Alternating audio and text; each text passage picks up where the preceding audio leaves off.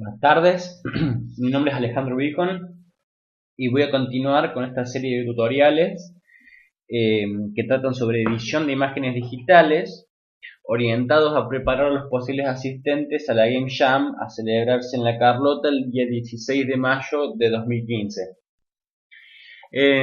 Se podría decir que comenzaría una segunda sección de todo lo que corresponde al apartado de edición de imágenes digitales. En la primera sección vimos la utilización del software Inkscape, que fueron, no me acuerdo si 5 o 6 videos. Y en esta segunda mitad vamos a ver la utilización del software de edición de imágenes de mapa de bits llamado GIMP. Al software lo pueden descargar desde esta página, que es www.gimp.org. Si no me equivoco, la mayoría de las computadoras que vienen del plan Conectar Igualdad lo tienen por defecto instalado en el sistema, ya sea en la distribución de Windows que trae por defecto, que creo que es 7, o en la distribución de Linux, que creo que es Guaira, la más nueva, la más vieja creo que es un Linux Mint. La expresión GIMP, o sea que la palabra GIMP quiere decir GNU Image Manipulation Program, o sea es un programa de manipulación de imágenes con una licencia de tipo GNU. GNU quiere decir, es un tipo de licencia que es gratuita y de código abierto. Para los que no estén utilizando una computadora de las del Plan Conectar Igualdad y ya tampoco tengan instalado GIMP, lo pueden descargar desde la página de la fundación GIMP, porque no sé si es una fundación o simplemente una empresa. Fíjense que en el tema del 26 de diciembre de 2014, bajo el título The Price of Being Popular, habla sobre que hay versiones de instaladores no oficiales que vienen con spyware y cosas así medias molestas, inclusive dañinas. Entonces lo ideal es descargarlo siempre desde la página oficial de GIMP. Acá está el enlace, ven cómo se convierte mi cursor en una manito. Y pueden descargarlo ahí si se aseguran que es una descarga segura y óptima. Bien, recuerdan que habíamos hablado ligeramente sobre las diferencias entre una imagen de mapa de bit y una imagen vectorial. Si recuerdan, acá tengo el Pikachu que habíamos hecho para digamos, el video final, o uno de los videos finales, el penúltimo de nuestra sección de manipulación de imágenes vectoriales. Y acá en una carpeta que tengo está la exportación, que la voy a abrir en GIMP. Fíjense que si yo me acerco a mi imagen en mapa vectorial, van a poder ver que independientemente de cuánto me acerque, la imagen jamás pierde definición. Yo puedo inclusive escalar la imagen bastante y seguir acercándome y la imagen nunca va a perder definición. En cambio, cuando abro en GIMP y abro la imagen exportada, a medida que me acerco, fíjense cómo se empiezan a romper los píxeles o a ver la imagen de una manera menos óptima, si se quiere. Esto es por lo que habíamos hablado antes, por la forma en la que trabaja un software vectorial con respecto a un software de mapa de bits. Un mapa de bits está compuesto básicamente por una matriz, o sea, por un conjunto de celdas que contienen información de un color por cada una de esas celdas, y la cantidad de celdas está dada por la resolución de la imagen. En una imagen vectorial, lo que tenemos en cambio son nodos que contienen información de color y de relleno, y así se generan trazados. Por consiguiente, lo que vemos es una información que está siempre siendo computada por la máquina y no es una información estática, digamos, en cierta manera. Dicho mal y pronto. Las ventajas que tiene la imagen vectorial es justamente esa, hay una cierta simpleza, sencillez en el trabajo, en el tratamiento. Fíjense que los colores en general son más planos, el negro es bien negro y no tiene degradados. Fíjense que la sombra es un objeto diferente, si recuerdan cuando hicimos el Pikachu este. Si bien le pudimos colocar un efecto de bajar la opacidad y hacerle como un difuminado, no es muy orgánico o natural, digamos. En una imagen de mapa de bits, en cambio, el trabajo que podemos hacer es mucho más delicado, si se quiere. Voy a bajar un poco la opacidad de esto. y nos permite trabajar de una manera más similar a cuando, por ejemplo, dibujamos o pintamos en la vida real. Eh, cada metodología de trabajo tiene su fuerte y hay que saber cuándo es la manera ideal de cuál es el momento ideal o cuál es la manera ideal de utilizar cada uno. Eso se aprende con práctica generalmente, aunque en algunos casos es bastante obvio. Bien, ya que explicamos la diferencia o reexplicamos las diferencias, yo supongo que ustedes van a notar que en mi ventana de GIMP, mi barra de herramientas y mi barra de capas están como incrustadas en la ventana, a diferencia de ustedes o de quien lo haya recién instalado, que tiene la ventana de herramientas y de capas suelta. Eso se acomoda haciendo clic en modo de ventana única. Fíjense que si yo aprieto ahí se me fueron y las tengo que traer, están en mi otro monitor. Acá está. Y es bastante incómodo, por lo menos para mí es bastante incómodo. Interfiere con el flujo de trabajo natural. Y bueno, y para los usuarios que estén acostumbrados a Photoshop les va a resultar bastante incómodo. Por eso yo recomiendo que lo dejen en modo ventana única y así nos liberamos todos de los problemas. Bien, eso por un lado. Vamos a empezar a trabajar y vamos a crear un archivo nuevo. Una de las diferencias esenciales entre un editor de imágenes vectoriales y un editor de mapa de bits es que en un editor de mapa de bits necesitamos de antemano tener bien claro cuál va a ser el tamaño final de nuestra imagen. O por lo menos de una manera bastante cercana. No es lo mismo trabajar con una imagen de 480 píxeles de alto, o sea, 720 x 480, que trabajar con una imagen de 1280 x 720 o una imagen de 1920 x 1080. Son relaciones de aspectos diferentes, son tamaños diferentes. Y el problema radica en que si nosotros trabajamos con una imagen de menor tamaño, nos vamos a ver obligados al rescalado para que se ajuste al proyecto que queríamos. Esto no es un problema muy grande en en un programa de edición de imágenes vectoriales, dado que a los nodos que componen nuestros vectores los podemos agrandar y achicar sin tener una pérdida sustancial de información. En cambio, fíjense, porque yo acá, si yo agarro y como he hecho antes, extiendo mi imagen, no voy a tener ningún problema particular de resolución. Siempre se va a mantener igual y lo único que tengo que hacer es agrandar la página. En una imagen de mapa bits, en cambio, si yo agarrara este Pikachu y lo expandiera o lo contrajera, yo lo contraigo, voy a tener una cierta pérdida de información, digamos. Que acá no se va a notar mucho, pero o sea, en ciertas imágenes y no, esta es una imagen muy sencilla, pero si fuera una imagen más grande podríamos tener un poco de pérdida de información. A su vez, si tenemos que agrandarlo, la computadora va a tener que inventar píxeles donde no existen y también puede llegar a provocar efectos indeseados.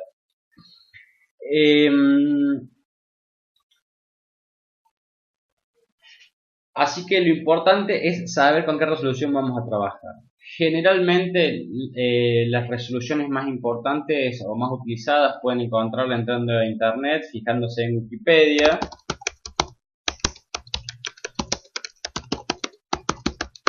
En el caso de que, por ejemplo, quisieran hacer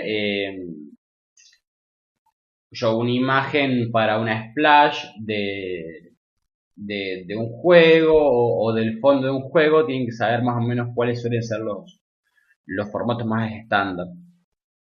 Básicamente lo más común que vamos a encontrar son los de televisión.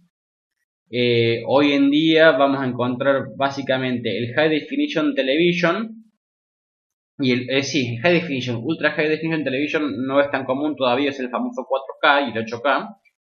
Pero sí el 720 y el 1080, que el 720 píxeles de alto, pues 1280 de ancho digo, o de 1920 de ancho y 1080 de alto.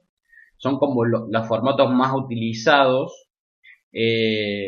Después tenemos, bueno, fíjense que hay una lista bastante importante de diferentes formatos que se utilizan. Si vamos a Construct, creo que el tamaño por defecto era 960 por 1002 no sé cuántos, si no me equivoco. Digo Construct porque es el software que más van a utilizar o que calculamos que más va a ser utilizado en la Game Jam, aunque cuando vaya a promocionar, bueno, voy a aclarar que se puede usar otro software que no sea Construct, pero bueno, como Construct es uno de los más sencillos, posiblemente sea uno de los más utilizados.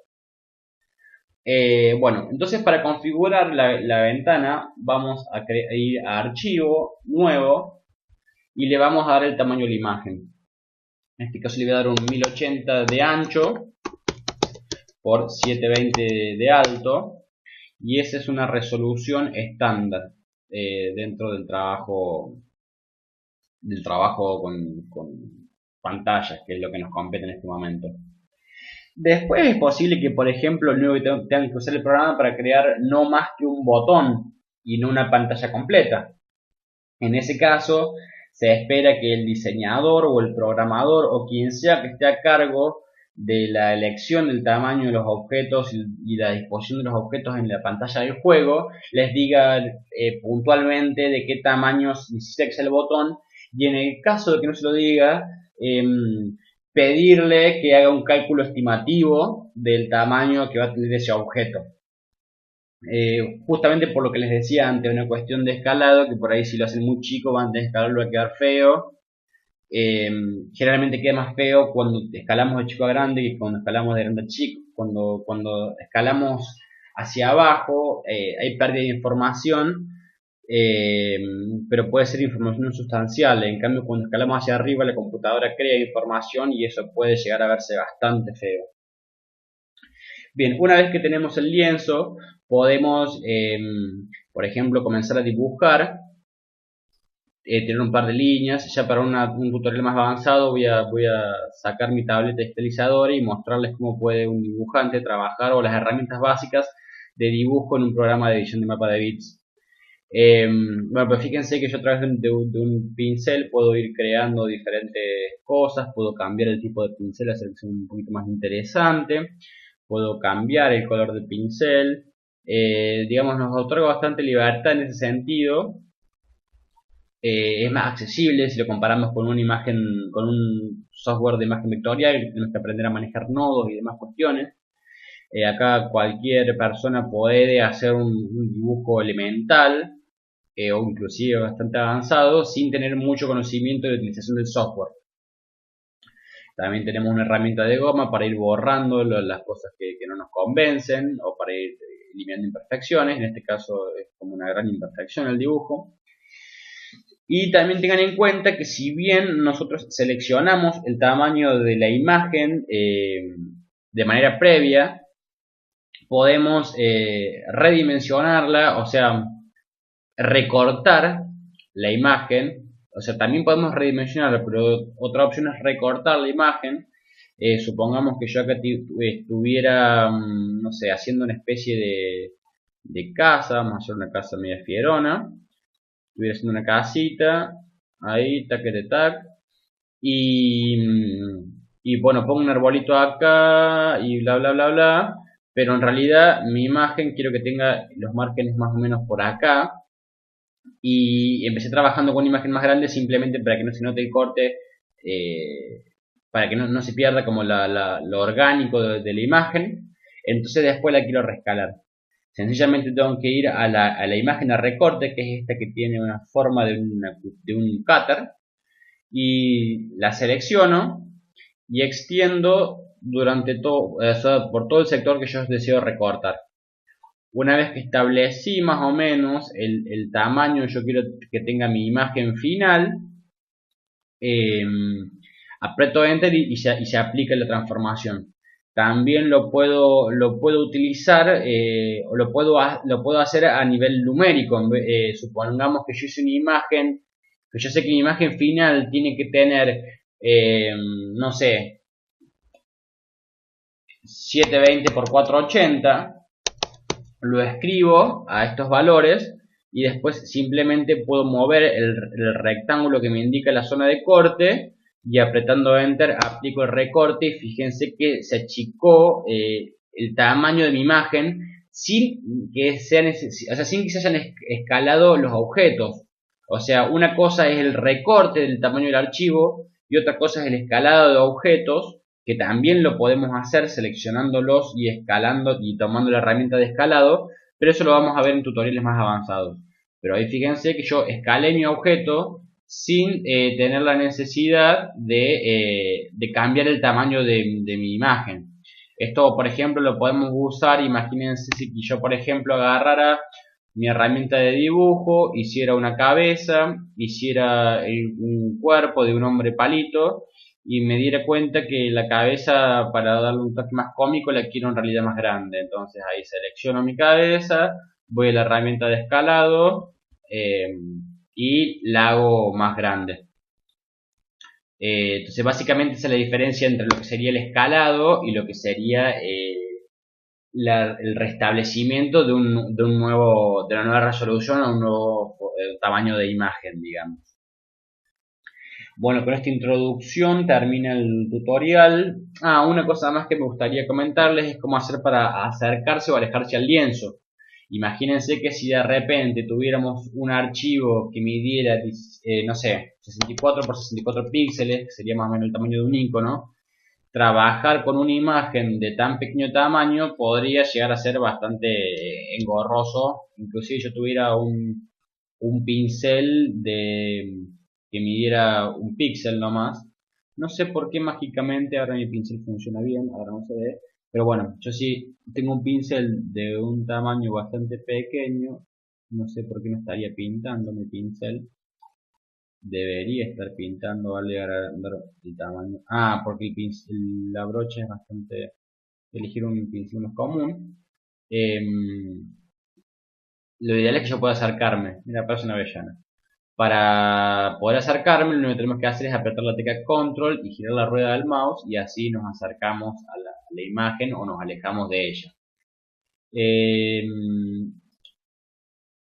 La herramienta con el botón Control también nos permite hacer una selección de colores de nuestra imagen. No sabía eso, lo descubrí recién cuando me mostré el icono.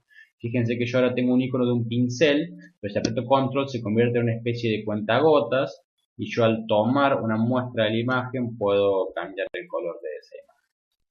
Bien, nos vemos en el siguiente tutorial en el cual vamos a hablar de las herramientas básicas de dibujo y la utilización de las capas en software.